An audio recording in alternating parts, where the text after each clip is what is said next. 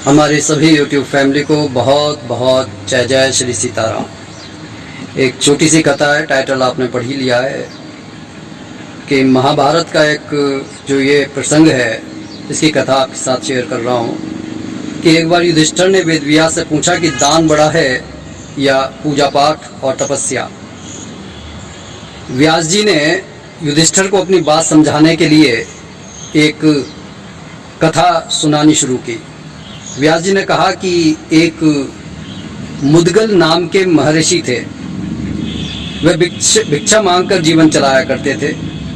भिक्षा में उन्हें आटा, खाने पीने की चीज़ें, हवन सामग्री मिल जाती थी।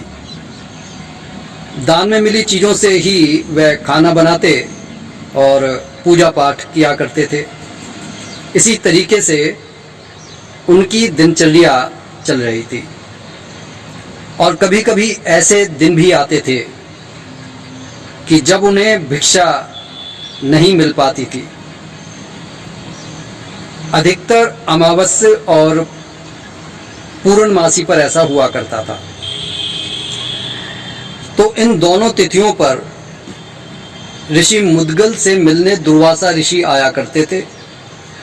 दुर्वासा मुनि को खाना खिलाने के बाद उनके लिए कुछ बचता भी नहीं था और उन्हें भूखा रहना पड़ता था।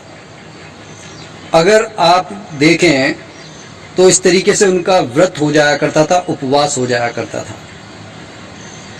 एक दिन फिर ऐसा ही हुआ तो दुर्वासा मुनि ने मुदगल ऋषि से पूछा कि आप मुझे खाना देकर खुद भूखे रहते हैं, लेकिन मैंने कभी भी आपके चेहरे पर भूख के लक्षण नहीं देखे। क्या आपको भूख नहीं लगती? क्या आप भूख महसूस नहीं करते? या फिर कोई आपने सिद्धि प्राप्त की हुई है? मुदगल जी ने कहा कि मेरे लिए दान का महत्व सबसे ज्यादा है और अन्न दान तो सर्वश्रेष्ठ दान होता है। जब आपकी भूख शांत होती है तब मैं भी तृप्त हो जाता हूं। मैं दान पुण्य कमाने के लिए नहीं करता, मैं सिर्फ दूसरों को सुख पहुंचाना चाहता हूं। और दूसरों को सुख पहुंचाने के बाद जो मेरे अंदर खुशी महसूस होती है उसे मैं शब्दों में बयान नहीं कर सकता।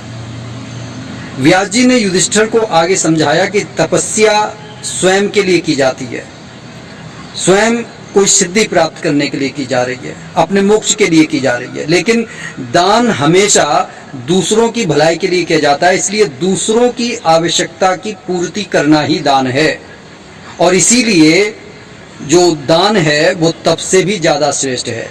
जब हम दान करते हैं तो प्रकृति भी हमें इसका शुभ फल किसी ना किसी रूप में जरूर लौटाती है।